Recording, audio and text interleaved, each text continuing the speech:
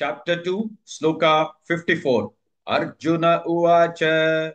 Arjuna Uvacha. Arjuna Uvacha. Stita Prajnasya ka bhasha. Stita Prajnasya ka bhasha. Stita Prajnasya ka bhasha. Samadishtasya Keshava. Samadishtasya Keshava. Samadishtasya Keshava. Arjuna उवाच स्थितप्रज्ञस्य का भाषा समादिष्टस्य केशव। अर्जुन उवाच स्थितप्रज्ञस्य का भाषा समादिष्टस्य केशव। अर्जुन उवाच स्थितप्रज्ञस्य का भाषा समादिष्टस्य केशव।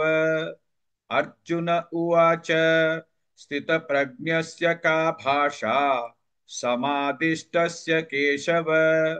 अर्जुन उवाच स्थितप्रज्ञस्य का भाषा समादिष्टस्य केशव।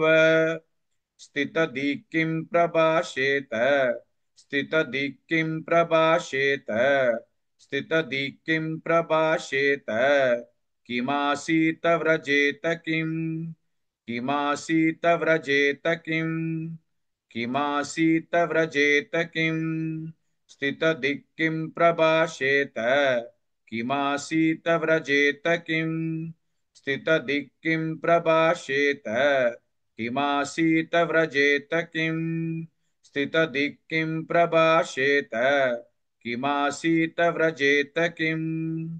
स्थितदिक्किं प्रभाषेत। किमासीत व्रजेत किम्।